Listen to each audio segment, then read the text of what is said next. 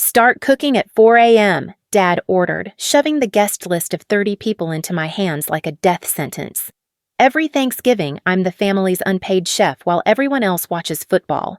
Mom disappeared upstairs, siblings made excuses, and I'm expected to perform miracles alone in the kitchen. And make sure everything's perfect this time, he added, as if last year's 12-hour cooking marathon wasn't enough torture. 30 hungry relatives expecting a feast. One exhausted daughter. Zero help. Something had to give. I smiled and said, of course. But at 3 a.m. I was boarding a plane instead. I'm Jessica Martinez, and I thought this was normal, being the family's Thanksgiving slave. Last year's disaster should have been my wake-up call. I remember standing in our kitchen at 11 p.m. on Thanksgiving night, my feet screaming in pain, my hands raw from washing endless dishes. The marble countertops were finally clean, the last casserole dish put away, and I could hear my family in the living room, laughing, relaxing, enjoying the holiday I'd spent 14 hours creating. Jess, the turkey was a little dry this year, my brother Michael had mentioned casually as he handed me his plate. Not, thank you for cooking for 25 people. Not, you worked so hard. Just criticism wrapped in fake helpfulness. My sister Sarah chimed in from the couch, not even looking up from her phone. Yeah, and next year maybe we could have more vegetarian options? Some of us are trying to eat healthier. She'd eaten 3 helpings of my stuffing and 2 slices of pie, but somehow I was supposed to read her mind about dietary preferences she'd never mentioned. Mom floated through the kitchen like a graceful ghost, picking at leftovers. Oh, honey, you know we all appreciate what you do, she said, with that distant smile she'd perfected over the years. You're just so good at it. It comes naturally to you. As if being good at something meant I should do it alone, forever, without help or recognition. Dad was already making plans from his recliner throne. Next year we should invite the Hendersons, too. They've been having a rough time since Jim lost his job. What do you think, Jess? Could you handle a few more people? I stood there holding a gravy-stained serving spoon, my back aching, my holiday completely gone, and I said what I always said. Of course, Dad. Whatever you think is best. That was my role in this family. The reliable one. The one who never complained. The one who made everyone else's holidays magical while sacrificing her own. I told myself it was love. I told myself it was what good daughters do. I told myself that their happiness was worth my exhaustion. But standing in that spotless kitchen at midnight, surrounded by the evidence of a celebration I'd barely been part of, something cracked inside me. A hairline fracture in my acceptance that would grow bigger over the next 12 months. The list Dad handed me this year wasn't just names. It was a military operation. 30 people. 30. The Hendersons, as promised. Plus, Uncle Ray's new girlfriend and her twin teenage boys who eat like linebackers, according to Aunt Linda's helpful text message. Plus, my cousin Maria's boyfriend's parents who only speak Spanish but love traditional American food. Plus, 3 family friends who'd apparently been invited without anyone mentioning it to the person actually cooking. I stared at the paper, my hands starting to shake. Turkey for 30. Ham for those who don't eat turkey. Prime rib for Dad because it's a special occasion. Stuffing, but 2 kinds because Sarah's boyfriend is gluten-free and Mom's book club friend is doing keto. Mashed potatoes, sweet potato casserole, green bean almondine, roasted Brussels sprouts, cranberry sauce from scratch because the canned stuff is just chemicals, and a dozen different pies because everyone has a favorite. I made a timeline for you, Dad said, pulling out his phone like he was presenting a gift. If you start prep work on Tuesday, cook the turkey overnight Wednesday, and begin final prep at 4 a.m. Thursday morning, you should have everything ready by 2 p.m. when people start arriving. 4 in the morning, on Thanksgiving Day. While my family slept peacefully upstairs, I'd be in the kitchen beginning my 14th hour of labor. What about help? I asked quietly, the question slipping out before I could stop it. Maybe Mom could help with desserts, or Sarah could handle appetizers. Dad's expression shifted slightly, like I'd asked him to solve calculus. Well, you know your mother's knees have been bothering her. And Sarah's bringing that boyfriend. We can't put them to work on a holiday. Besides, you've got this system down. You're the expert. Expert. As if I'd chosen to become the family's head chef. As if I'd applied for this job and been selected based on qualifications rather than just being the daughter who never learned to say no. "The menu looks great, honey," Mom said, gliding into the kitchen with that serene expression she wore when she was about to disappear from any actual responsibility. "I'm so grateful we have someone who can handle all of this. I'm going to take a little spa weekend with your Aunt Carol before the chaos starts. We both need some rest before the big day." Rest. Before the big day. While I'd be spending that same weekend at the grocery store, fighting crowds for the last good turkeys, organizing my kitchen like a surgical suite, and meal prepping side dishes until my hands went numb. "That sounds nice, Mom. You deserve it." The words came out automatically, years of training making me supportive, even as my chest tightened with resentment. Michael wandered through, grabbing a beer from the fridge. "Thank God I don't have to cook. Katie and I will probably just show up right when dinner's ready. No point in getting in your way, right, Jess? You're like a machine in here on Thanksgiving." A machine. Not a daughter, not a person who might want to enjoy the holiday. A machine that produces food and cleans up afterward. Sarah popped her head in, phone pressed to her ear. "Oh, good, you're handling everything as usual. David and I might be a little late. We're going to his family's brunch first, but save us plates, okay?" She disappeared before I could respond, leaving me with the assumption that I'd keep their food warm for however long they decided to grace us with their presence. I looked down at the list again. 30 names, 15 different dietary restrictions and preferences, a 4-day cooking marathon that would leave me exhausted while everyone else enjoyed their holiday weekend. The worst part wasn't the work, though the work was crushing. The worst part was the invisibility of it all. Last year, when Uncle Ray asked who made the incredible stuffing, Mom had smiled and said, "Oh, it's a family recipe. We've been making it this way for generations." We, as if she'd been in the kitchen at 5 a.m. sautéing celery and onions, as if the burns on my forearms and the ache in my feet were a collective family effort. When the neighbors complimented Dad on the beautiful Thanksgiving spread, he'd beam and say, "We really go all out. Family tradition, you know. Everyone pitches in." Everyone. While I'd been the only one pitching in since dawn, I thought this was love. I thought their casual taking of my labor, their assumption that I'd handle everything, their lack of gratitude, I thought it meant I was valuable to them, essential, the glue that held our family traditions together. But standing there with that list of 30 people, watching my family scatter to their various plans and commitments while assuming I'd handle the biggest dinner party of the year alone, something inside me shifted. The crack that had started last year spread wider. They didn't see me as essential. They saw me as convenient. They didn't see me as the glue holding traditions together. They saw me as free labor. They didn't see me as family. They saw me as the help. That night, I sat at my kitchen table with my laptop, creating spreadsheets like I was planning a military campaign. Shopping lists organized by store, prep schedules broken down by day and hour, cooking timelines mapped out to the minute. I'd done this dance before, but never for 30 people. Never starting at 4 a.m. on a holiday morning. As I typed, calculating how many pounds of potatoes I'd need to peel and how many pie crusts I'd have to make from scratch, I kept waiting for someone to check on me, to ask if I needed help, to even acknowledge the magnitude of what they'd asked me to do. Mom was upstairs on a video call with Aunt Carol, planning their spa weekend. Sarah was texting with friends about Black Friday shopping plans. Michael was in the living room gaming with his buddies online. Dad was watching the news, feet up, beer in hand. No one came to the kitchen. No one asked if I was okay.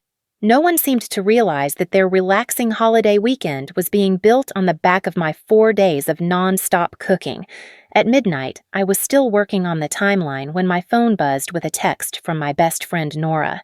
"How's the Thanksgiving prep going? Please tell me you're making your family help this year." I stared at the message, my throat tight. Help. The concept felt foreign in my house.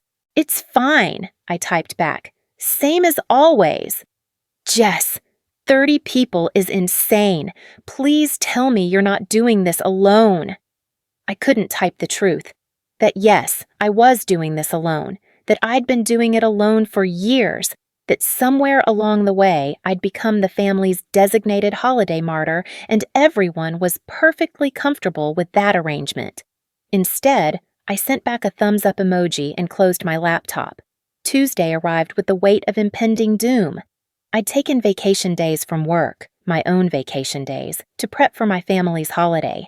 The irony wasn't lost on me that I was using my limited time off to work harder than I did at my actual job.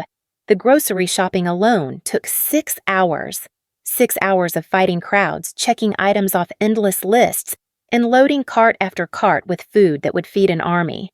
My credit card took a beating that I knew no one would offer to help cover. When Dad saw the receipt total, he whistled low and said, "Wow, inflation's really hitting the food costs, huh?" As if the money had magically appeared, as if I hadn't just spent my entire grocery budget for 2 months on their dinner party. Wednesday was prep day hell. I brined the turkey, made pie crusts from scratch, prepped vegetables until my hands were stained and sore, and organized my kitchen like a restaurant ready for service. Mom and Aunt Carol posted pictures from their spa day, massages, wine tastings, peaceful walks. Getting ready for tomorrow's feast. Mom captioned a photo of her getting a manicure. Getting ready.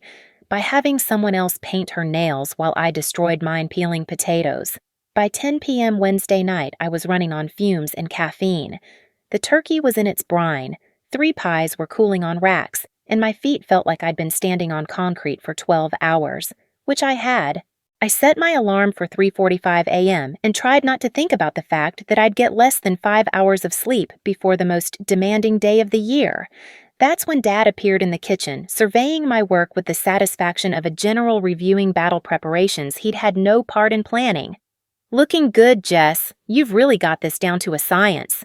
He grabbed a piece of pie crust I'd had to re-roll 3 times to get perfect. "Just remember, people are going to be judging our Thanksgiving. Uncle Ray's girlfriend is apparently quite the cook, and the Hendersons haven't been to a family dinner since their troubles started. We want to make sure everything's perfect, you know? Really show them what the Martinez family is all about." The Martinez family, as if he'd be doing anything tomorrow except carving the turkey I'd cook and taking credit for the meal I'd prepared alone. "I know, Dad, I've got it handled." "Good girl. And make sure you're dressed nicely tomorrow, okay? First impressions matter." Dressed nicely. After 14 hours in the kitchen.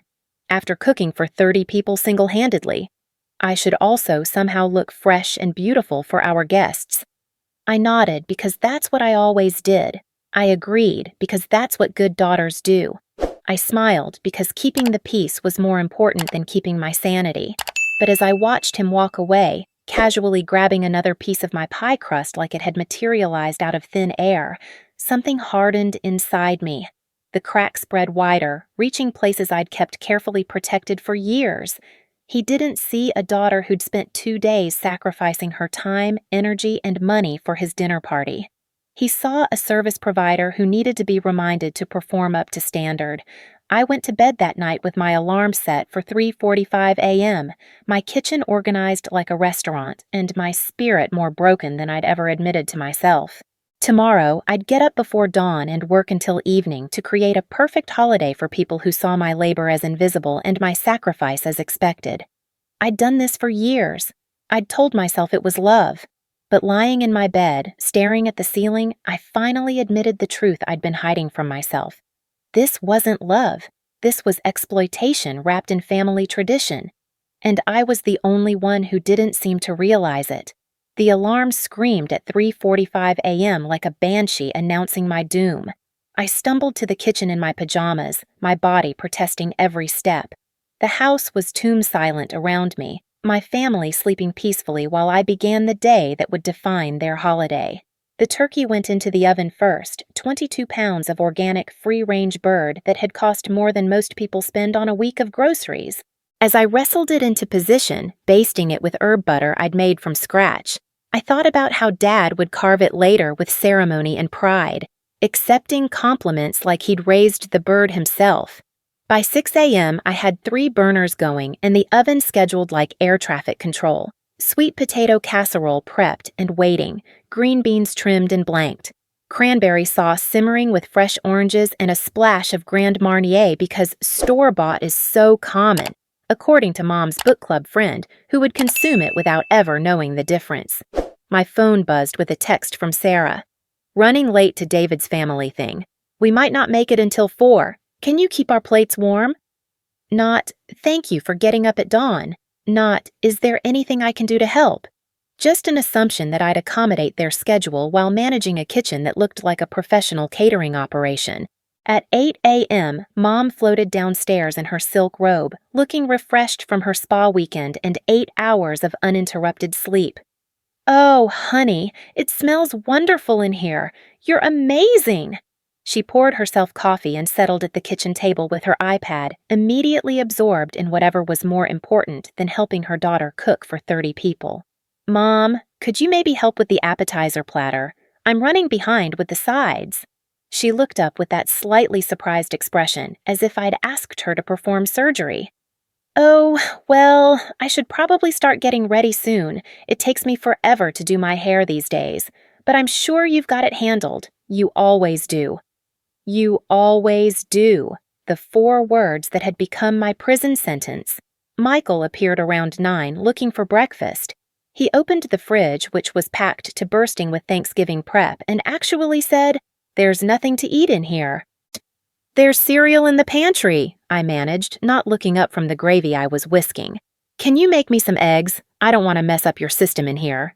Your system, as if I'd chosen to turn our kitchen into a restaurant kitchen. As if I enjoyed spending my holiday as an unpaid cook for people who couldn't be bothered to pour their own cereal. I made him eggs because it was faster than arguing. He ate them standing up, scrolling his phone, and left the plate on the counter without rinsing it. By 10 a.m., I was in full crisis mode. The timing I'd planned so carefully was falling apart because I was only one person trying to do the work of an entire kitchen staff. I needed 8 hands and had 2. I needed help and had none. That's when Dad made his appearance, showered and dressed, coffee in hand. "How's it going, Chef? Everything under control?" I looked around the kitchen. Every surface was covered with dishes in various stages of preparation. I had gravy simmering, rolls rising, vegetables roasting, and a timer system that required the precision of a NASA launch. My hair was falling out of its ponytail. My apron was stained with evidence of the morning's battles, and I felt like I was drowning. "It's fine," I said automatically, because that's what I always said. "Great. I'm going to run to the store for ice and beer. Anything else we need?" "We need," as if he was part of the cooking process instead of a spectator who just noticed we might run out of beverages. "Actually, Dad, could you maybe stay and help? I'm really struggling to get everything done on time." His face shifted into that expression I knew well, the look of someone being asked to do something outside their comfort zone. "Well, I mean, I don't really know how to help in the kitchen. I'd probably just get in your way. Plus, someone needs to handle the drink situation. That's important too." Important. Getting ice was important. Cooking for 30 people single-handedly was just a Tuesday. He left me standing in my disaster zone of a kitchen, and for the first time in years, I felt something I'd never allowed myself to feel about my family. Anger. Real, hot, burning anger. Not the small irritation I usually swallowed, not the mild frustration I pushed down with reminders about family duty and love. This was rage, pure and clean and justified. They had turned me into their personal servant, and I had let them. They had stolen my holidays for years, and I had smiled and said, "Of course." They had made me invisible in my own family, and I had thanked them for the privilege. I stood in that chaos, surrounded by food I was cooking for people who saw my labor as invisible, and I finally saw the truth with crystal clarity. I wasn't the family chef because I was good at cooking. I was the family chef because I was the only one who never said no. And today, this day when they expected me to perform miracles alone while they slept in, ran errands, and made plans that didn't include helping me, today was going to be the last day I played this role. I looked at the guest list still stuck to my refrigerator, 30 people who would arrive expecting a feast. 30 people who would compliment my family on their hospitality while never knowing that one person had sacrificed her entire holiday to create their experience.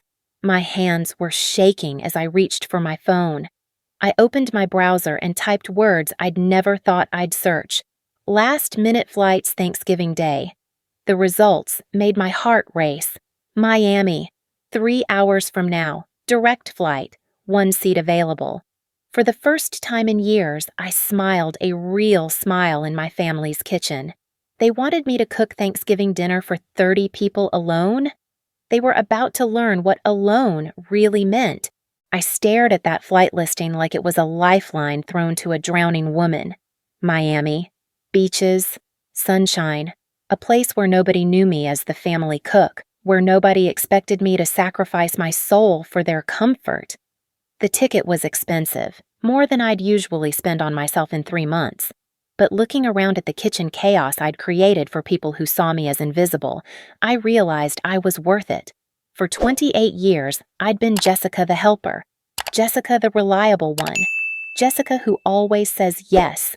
But standing there at 10:30 a.m. on Thanksgiving morning, surrounded by the evidence of my own exploitation, I felt something I'd never experienced before. The exhilarating terror of putting myself first. My fingers shook as I clicked Purchase Ticket. The confirmation email felt like a victory flag.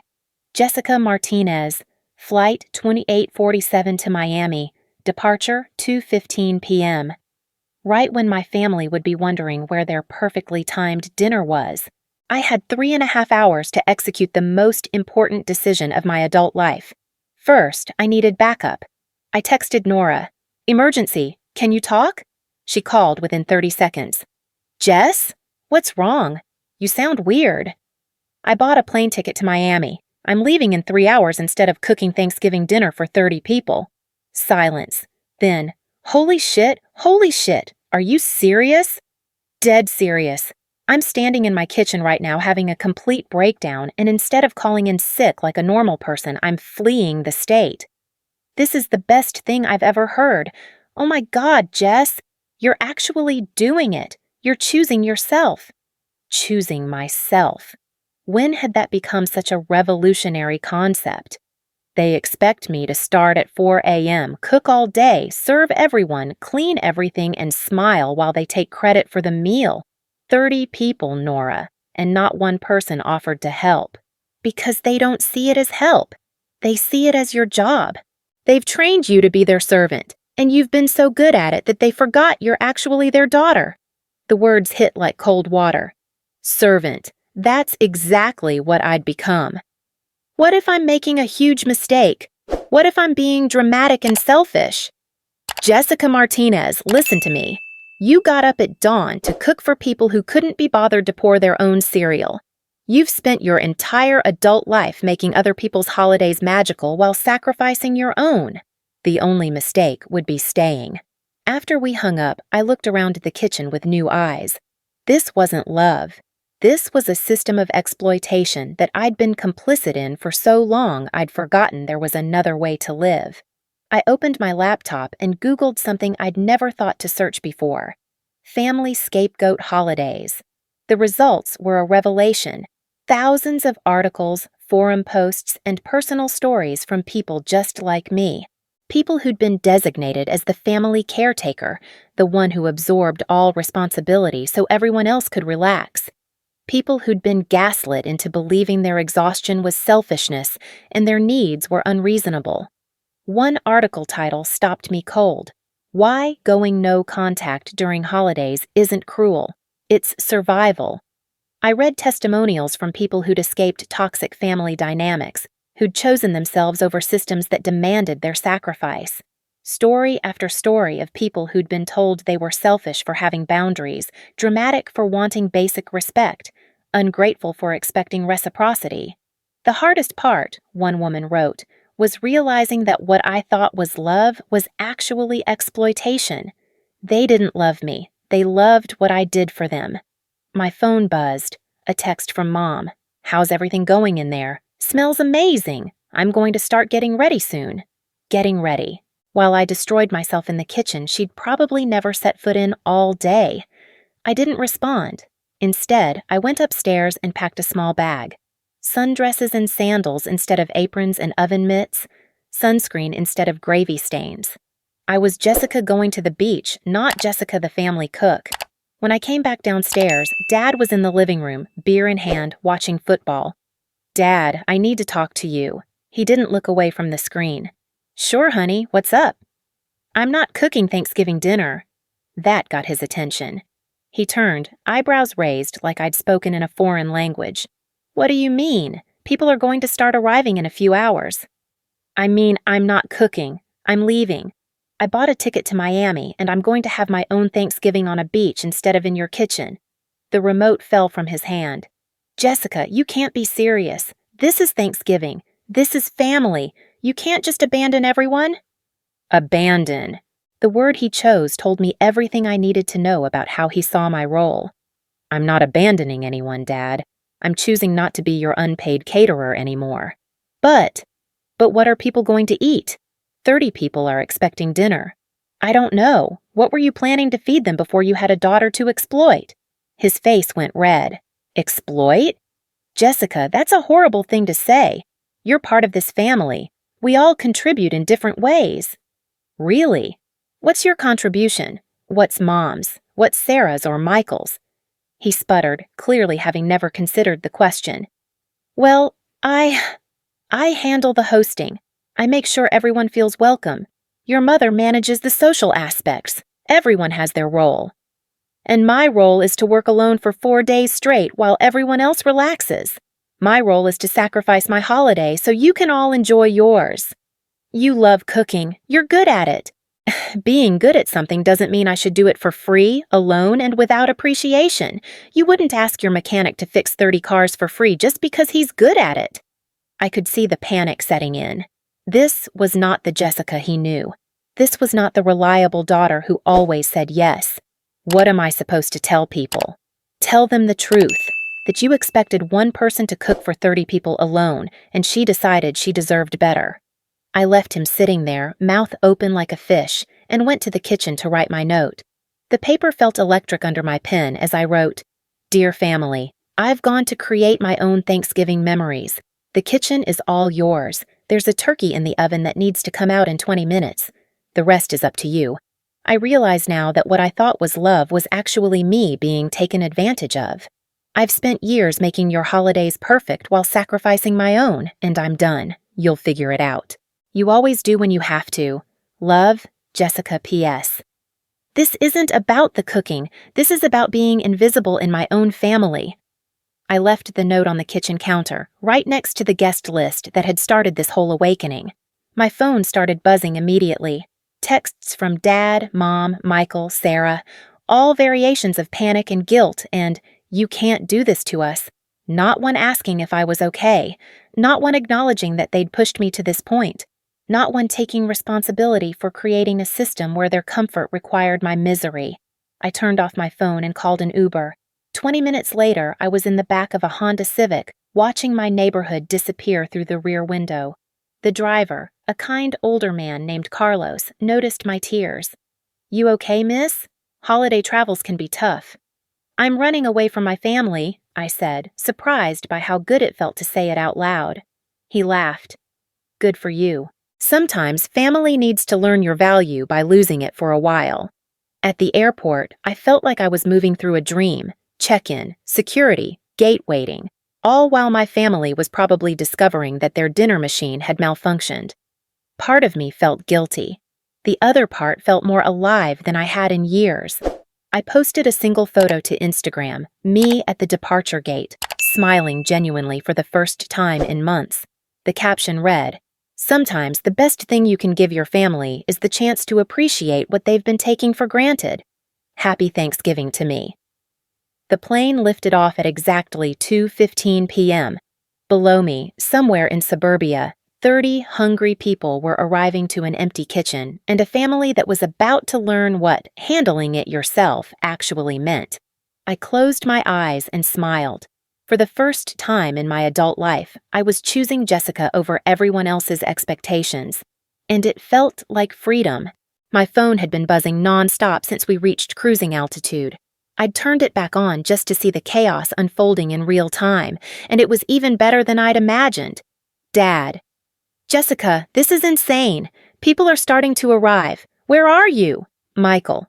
What the hell, Jess? Mom's crying and Dad's trying to figure out how to cook a turkey. This is so messed up. Sarah. Are you kidding me right now?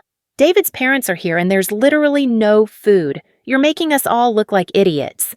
Mom. Honey, please come home. We can figure this out together. I don't understand why you're doing this to us. To us.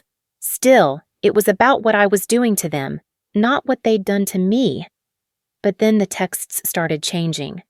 Dad. The turkey was completely raw inside. I don't know how you time these things. The Hendersons brought wine and there's nothing to eat with it. Sarah. David's trying to order pizza, but everything's closed. His parents think we're insane. Thanks a lot. Michael. Katie's mom brought her famous apple pie and keeps asking where the dinner is. This is so embarrassing. And then, 2 hours later, the tone shifted completely. Dad. We ordered Chinese food for 30 people. Do you know how much that cost? This is ridiculous, Jessica. Mom. Uncle Ray's girlfriend made some comments about our family not having it together. I've never been so humiliated. Sarah. Some of David's family left early. They said it was the weirdest Thanksgiving they'd ever been to.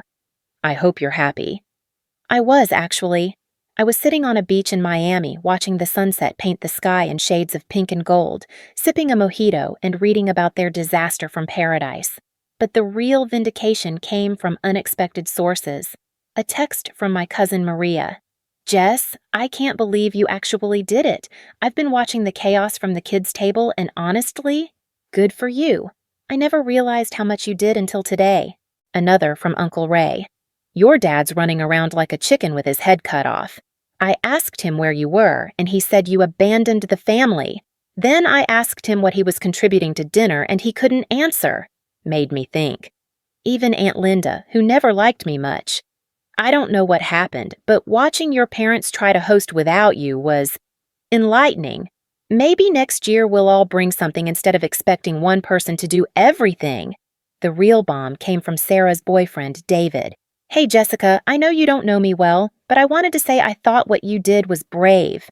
My family always makes my mom do everything for holidays, and seeing your family panic when you weren't there made me realize how unfair that is. Maybe next year I'll suggest we help her instead of assuming she'll handle everything. But the message that made me cry, good tears this time, was from my elderly neighbor, Mrs. Patterson. Jessica, dear, I saw you leave with luggage today and figured something was up. Your father came over asking if I knew where you went, looking frantic. When I asked what the emergency was, he said you'd left them without Thanksgiving dinner. I told him maybe it was time they learned to cook. Good for you, sweetheart. Sometimes family needs to remember what they have before they lose it. By evening, the texts had evolved from panic to anger to something that almost looked like self-reflection. Mom, I keep thinking about what you said, about being invisible. I never thought about it that way. Dad, the Chinese food was terrible and cost $400. I'm starting to understand how much money you spent on ingredients. Michael, Katie asked me why you always cook and I couldn't really explain it. It just seemed normal, but I guess it's not. But Sarah's message hit different. I'm sorry. I never realized how much you do.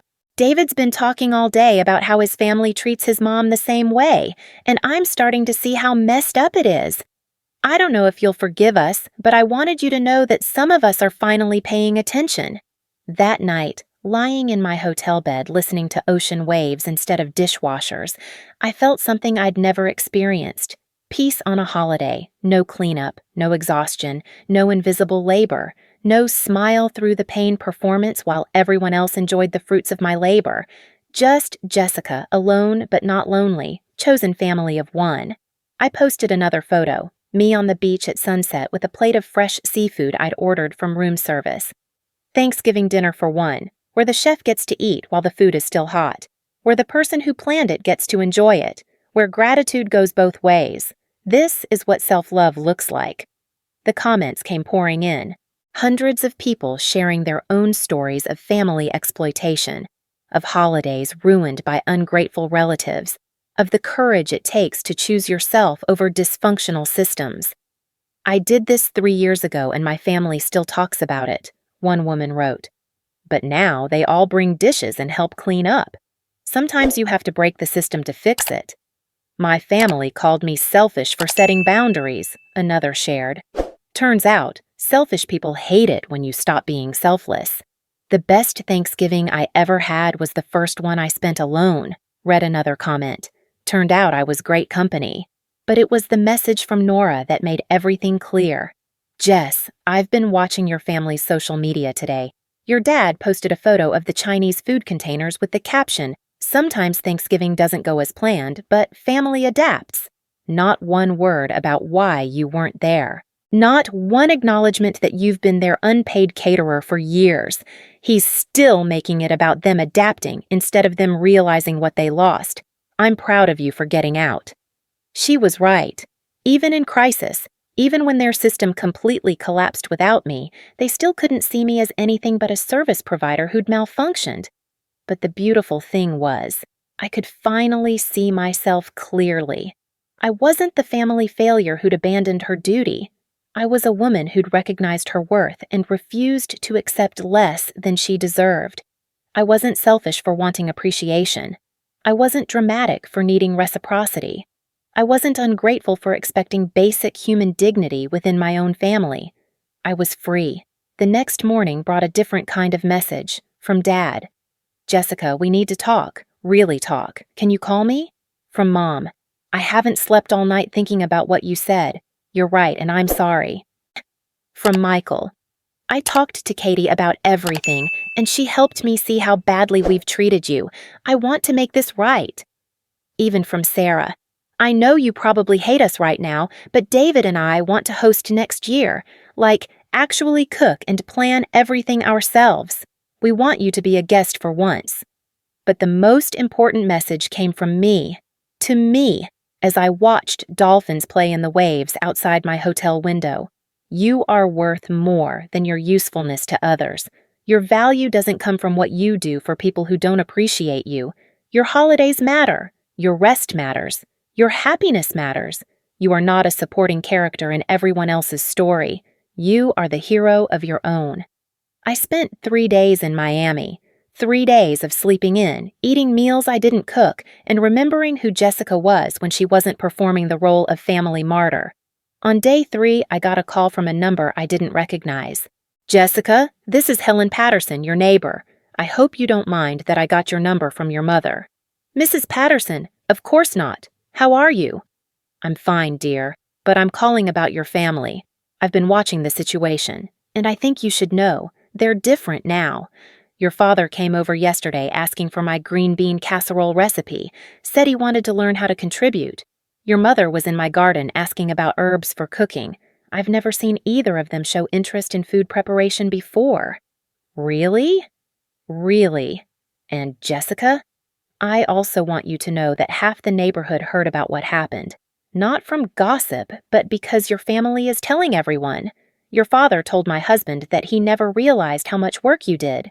Your mother told the mailman that she's ashamed of how they took you for granted. They're not hiding from this, dear. They're owning it." That night, I called them. The conversation was everything I'd dreamed of and nothing like I'd expected. There were tears from all of us. There were apologies that felt real. There was acknowledgement of years of taking me for granted, of seeing my love as inexhaustible and my labor as invisible. "We didn't know," Mom said through tears. "We didn't know we were hurting you." "The knowing isn't the point," I replied. "The point is that you didn't think about it at all. I was so good at making your lives easier that you forgot I had a life of my own." Dad's voice was quiet when he spoke. "I keep thinking about what you said, about us expecting you to be our unpaid caterer. I realized that's exactly what we did. We turned you into the help and convinced ourselves it was family tradition." Michael chimed in. "Katie made me list everything I did for Thanksgiving versus everything you did. My list had 3 things. Yours took up a whole page. I never saw it before, but now I can't unsee it. Sarah was crying when she said, "I'm sorry, Jess. I'm sorry we made you invisible. I'm sorry we took and never gave back. I'm sorry it took you leaving for us to see you." The conversation lasted 3 hours. We talked about patterns that went back years, about how families can accidentally create systems of exploitation, about how love without boundaries becomes enabling, and how being needed isn't the same as being valued. They didn't ask me to come home. They didn't try to guilt me into forgiveness. They just listened, acknowledged, and promised to do better.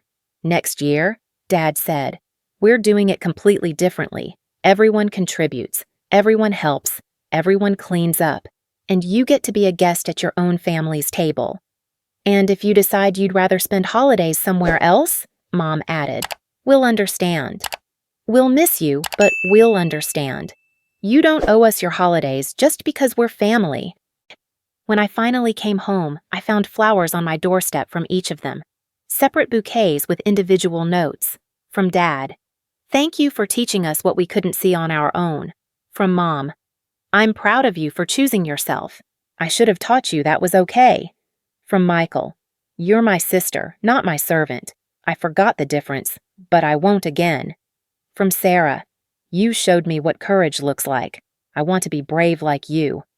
The first family gathering after Miami was different. Everyone brought something. Everyone helped cook. Everyone cleaned up. I sat at the table as a guest in my own family, watching them scramble to manage what I'd been handling alone for years. It wasn't perfect. They were learning, and learning is messy. But for the first time in my adult life, I felt seen by the people who were supposed to love me most. More importantly, I felt seen by myself. The woman who boarded that plane to Miami wasn't the same woman who came home.